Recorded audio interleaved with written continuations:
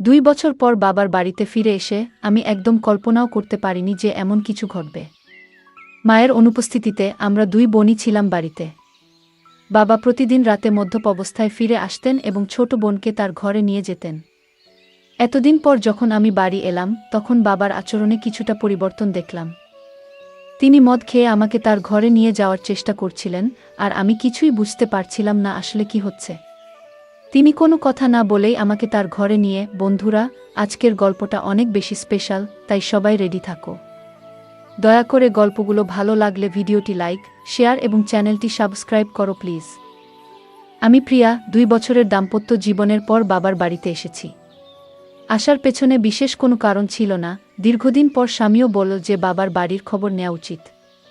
তবে এতদিন না আসার মূল কারণ ছিল বাবার মদ্যপানের অভ্যাস। কিছুদিন আগে বাবার ফোন পেয়ে এই সিদ্ধান্ত নিলাম। বাবা বললেন তিনি মদ ছেড়ে দিয়েছেন। তার মলিন মুখ দেখে এবং ছোট বোন তানিয়ার সাথে দেখা করার ইচ্ছা হলো। তানিয়া আগে হোস্টেলে ছিল, এখন একাদশ শ্রেণীতে পড়ে এবং মাত্র 2-3 মাস হলো বাড়ি ফিরেছে। বাড়িতে এসে বাবা আমাকে জড়িয়ে ধরলেন, যেন একটু বেশি স্নেহ দেখাচ্ছিলেন। তানিয়া দেখা করতে এলো, তবে তার মুখে কিছুটা অস্বস্তি ছিল। তানিয়া বাবাকে পানি দিতেও ভয় পাচ্ছিল, যা দেখে আমি বিস্মিত হলাম। জানি না সে কবে থেকে এতটা ভয় পেতে শুরু করেছে। বিশেষ করে বাবা তো এখন মদও ছেড়ে দিয়েছেন। সেদিন দাদু, বাবার বন্ধুর বাবা, আমাদের বাড়িতে এসেছিলেন। তাদের পরিবার আমাদের খুব ঘনিষ্ঠ। বাবার বন্ধু মারা যাওয়ার পর দাদু নিয়মিত আসতেন। বাবাকে মদ ছাড়তেও তিনি উৎসাহ দিয়েছিলেন। সেদিন বাবা দাদুর সাথে বাইরে গিয়েছিলেন। যখন বাবা ফিরে এলেন তখন তার মদ্যপ অবস্থায় দেখে আমি বিস্মিত হলাম। দাদু বললেন, মেয়ে, তোমার বাবার খেয়াল রেখো। তাকে কতবার বলেছি মদ ছেড়ে দিতে, কিন্তু আজ সে মদ্যপানের কারণ হিসেবে বলল যে তার মেয়ে 2 বছর পর বাড়ি এসেছে। আসলেই তোমার বাবা খুব জটিল মানুষ।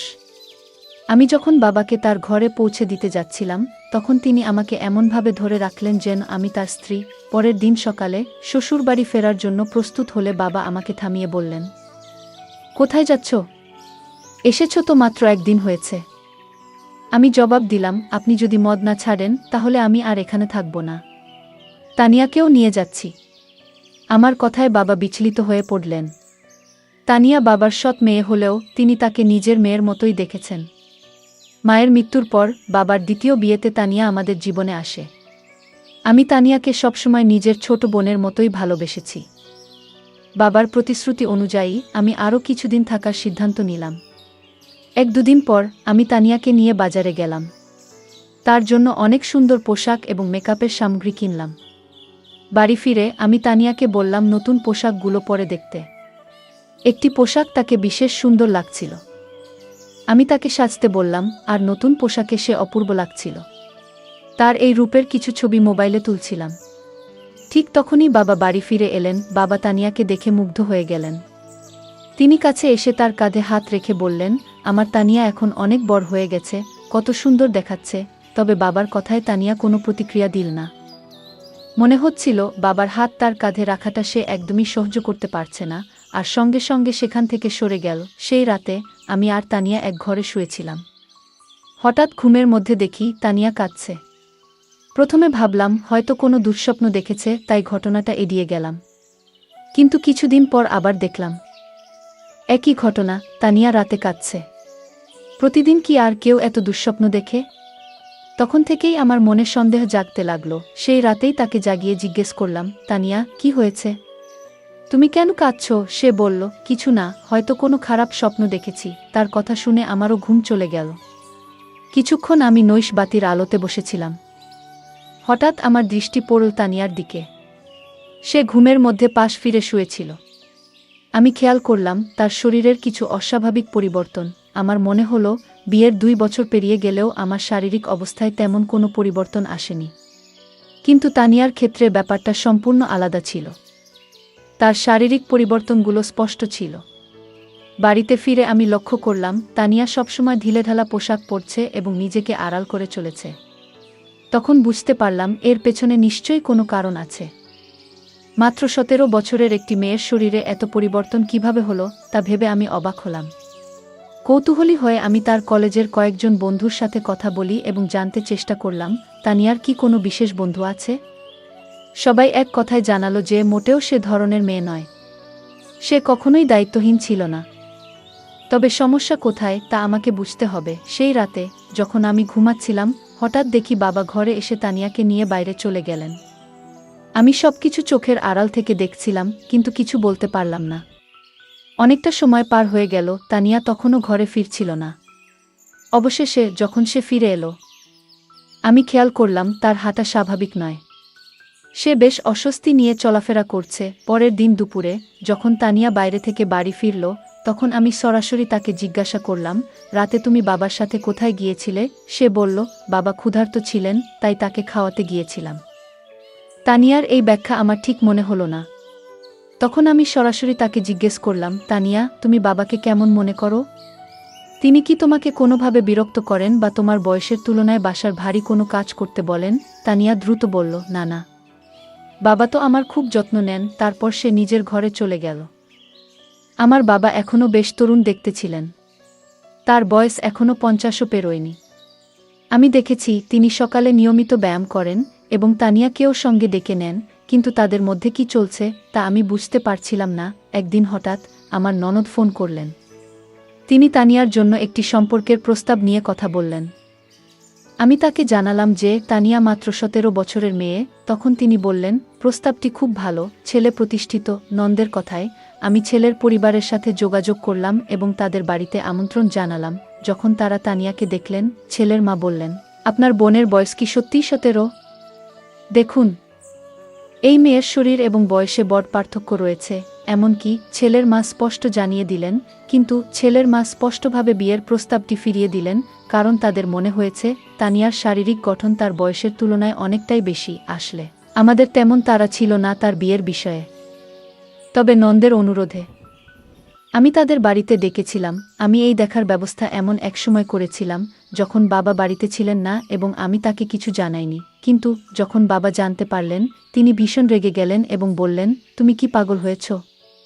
তানিয়া মাত্র 17 বছরের মেয়ে, আর তুমি তার জন্য এখনই প্রস্তাব আনছ? যদি এখানে থাকতে না পারো, তবে নিজের শ্বশুর বাড়িতে চলে যাও। বাবার এই প্রতিক্রিয়ায় আমি হতবাক হয়ে গেলাম, কারণ এটা তো কেবল সাধারণ একটি দেখাশোনা ছিল, বিয়ে ঠিক করিনি। বাবার তানিয়ার প্রতি অতিরিক্ত মনোযোগ আমাকে চিন্তিত করছিল। যদিও আমি সরাসরি কিছু সন্দেহ করিনি, তবে তাদের আচরণ আমাকে ক্রমশ সন্দেহজনক লাগতে শুরু করছিল।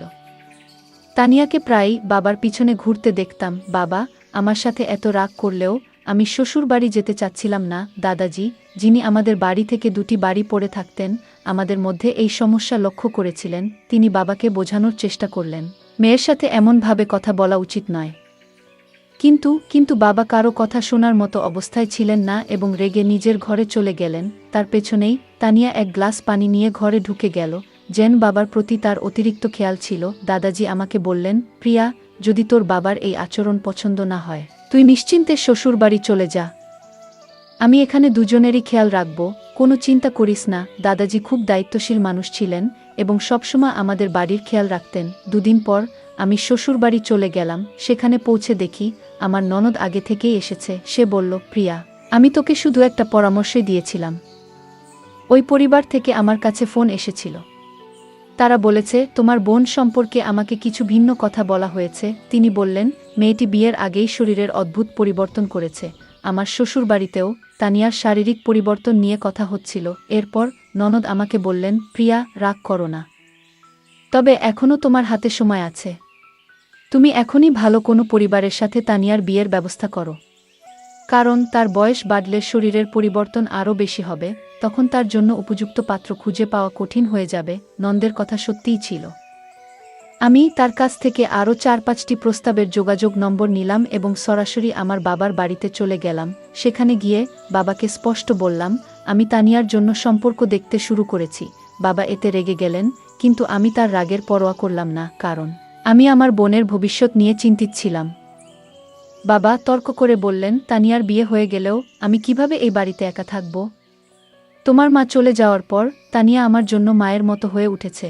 বাবার কথা শুনে আমি কিছুটা বিরক্ত হয়ে বললাম, আপনার স্ত্রীর মতো বলতে চান?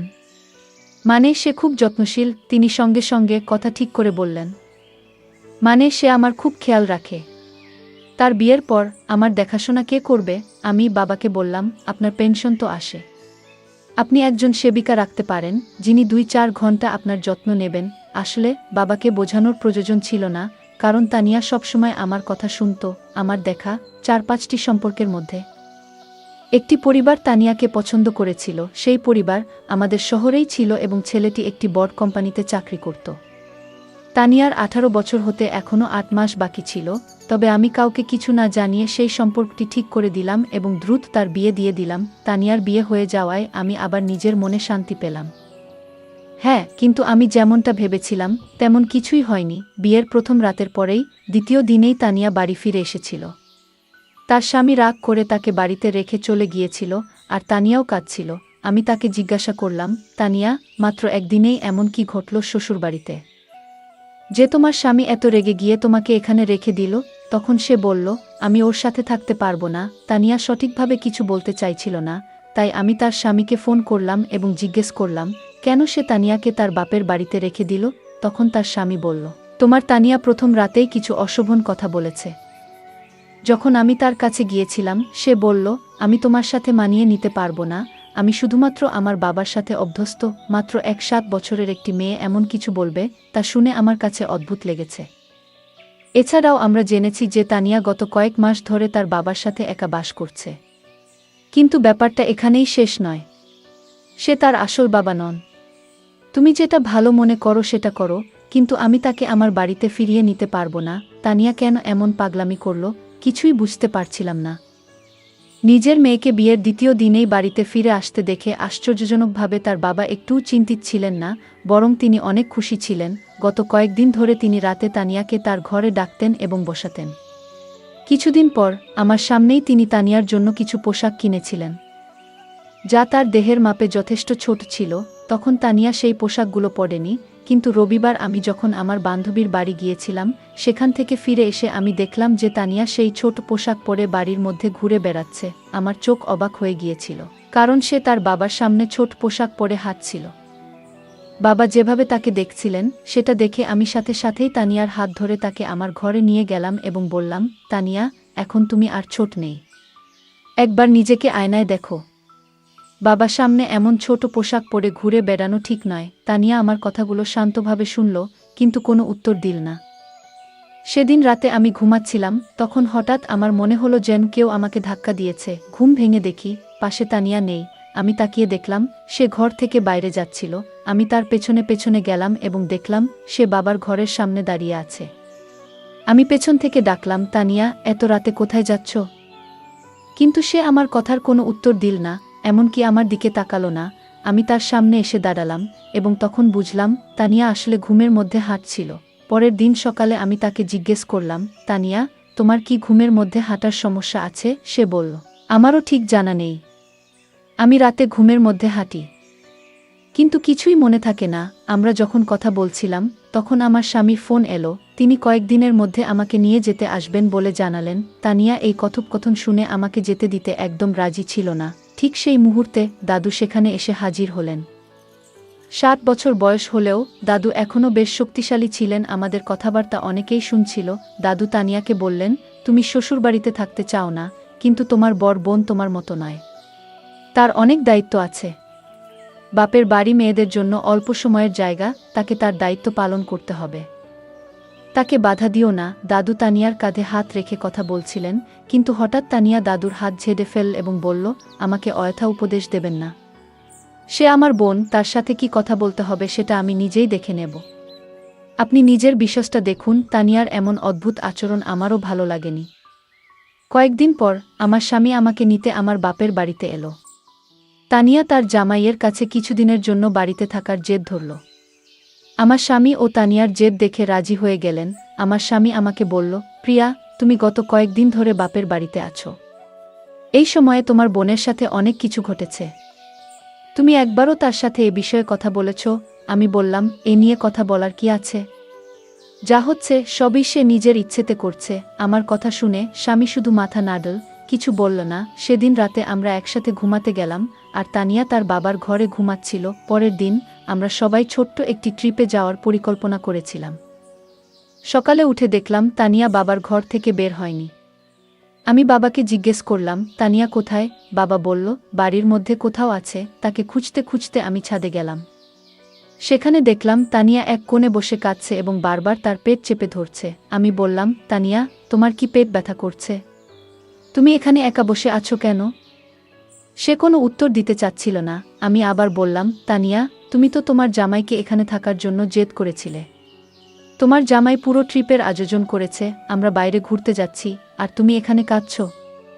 ঠিক করে বলো, কি হয়েছে তোমার? আমি যখন কথা বলছিলাম, হঠাৎ তানিয়া আমাকে জড়িয়ে ধরে আরও জোরে কাঁদতে শুরু করল। সে বলল, দিদি, আমি কোথাও যেতে চাই না। তুমি বাবাকে নিয়ে যাও। আজ আমি আমার স্বামীকে ভীষণ মিস করছি। তানিয়া হঠাৎ করে তার স্বামীকে কেন এত মনে পড়ছে সেটা আমি বুঝতে পারছিলাম না। আমি তানিয়ার কথা কিছুতেই বুঝতে পারছিলাম না। তাই তাকে ঘরে নিয়ে এলাম। ঘরে এসে সে নিজের ঘরে ঢুকে চুপচাপ হয়ে গেল।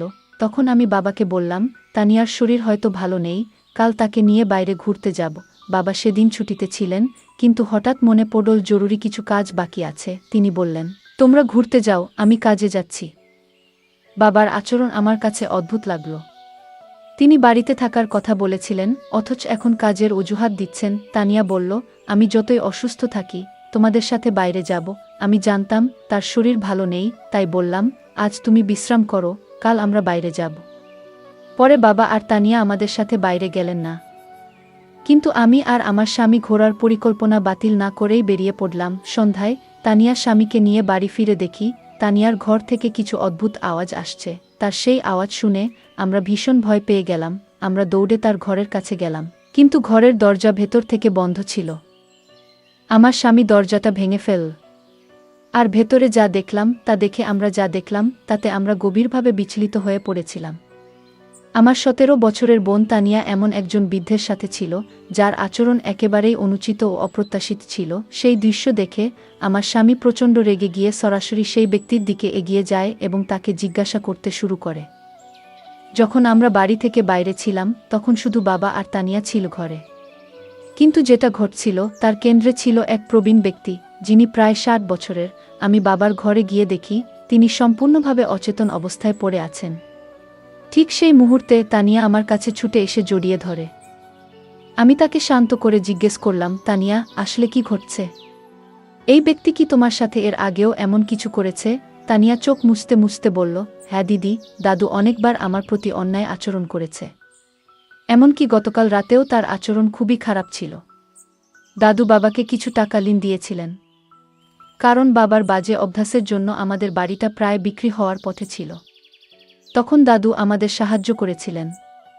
বাবা সেই ঋণ শোধ করতে না পারলে হয়তো আইনগত সমস্যায় পড়ে যেতেন। সে সময় আমি ভেবেছিলাম দাদু একজন ভালো মানুষ, কিন্তু পরে বুঝতে পারলাম তার আসল চেহারা অন্যরকম। দাদু প্রায়ই বাড়িতে এসে বাবার সাথে মদ খেতেন, আর বাবা ঘুমিয়ে পড়লে আমাকে অত্যাচার করতেন। গতকালও একইভাবে আমাকে হুমকি দিয়ে বললেন, কাউকে বললে বাবাকে জেলে পাঠাবো। এতদিন এসব সহ্য করেছি, কিন্তু তোমাকে বলতে পারিনি। তুমি আমাকে সবসময় ভুল বুঝেছ, কখনো পাশে দাঁড়াওনি। বাবাকেও কিছু বলতে পারিনি, কারণ তিনি বারবার মদের মধ্যে ডুবে যেতেন। বাবাও সবসময় আমার সাথে রাগ করতেন, আর আমি কিছুই করতে পারতাম না। বিয়ের পরও সেই বৃদ্ধ লোকটার কথা মনে পড়ত, যা আমাকে কষ্ট দিত। এজন্য রাতে ঘুমের মধ্যে অজান্তেই কিছু বলতাম, কখনো বাবার নামও বেরিয়ে আসত। আমার স্বামীও আমাকে বুঝতে পারেননি। বিয়ের 2 দিন পরেই আমাকে বাপের বাড়ি রেখে চলে যান। তানিয়ার কথা শুনে আমার চোখে জল এলো। তার স্বামী ও দুলাভাইও কাঁদছিলেন। আমি তাকে না বুঝেই সবসময় রাগ দেখিয়েছি, বড় বোন হিসেবে আমার দায়িত্ব পালন করিনি। আমি তানিয়ার কাছে ক্ষমা চাইলাম। বাবা যখন সব জানলেন, তখন নিজেকে দোষী ভাবতে লাগলেন। মদের নেশায় তিনি আমাদের পরিবারকে বিপদে ফেলেছিলেন। আমি তানিয়াকে কিছুদিন নিজের কাছে রাখলাম। তার মানসিক অবস্থার উন্নতি হল। 8 বছর বয়সে তার স্বামী আবার তাকে বাড়ি নিয়ে গেল। অতীত মেনে নিলেও তানিয়ার সহ্য করা কষ্টের পূরণ আমাদের কারো পক্ষে সম্ভব ছিল না। আমরা সেই বৃদ্ধ লোকটাকে পুলিশের হাতে তুলে দিলাম এবং সে শাস্তি পেল, যা তার প্রাপ্ত ছিল। বন্ধুরা, বাচ্চাদের যত্ন ও ভালোবাসা গুরুত্বপূর্ণ। পরিবারের সবাই মিলে নিয়মিত কথা বলা ও নজর রাখা উচিত, যাতে তারা সুখী থাকে এবং কোনো চাপের মধ্যে না থাকে। গল্পটা কেমন লাগলো জানাতে ভুলবে না। আরও মজার মজার রোমান্টিক গল্প শুনতে চাইলে ভিডিওটি লাইক, শেয়ার এবং চ্যানেলটি সাবস্ক্রাইব করতে এবং বেল আইকনটি ক্লিক করতে ভুলবে না। ধন্যবাদ।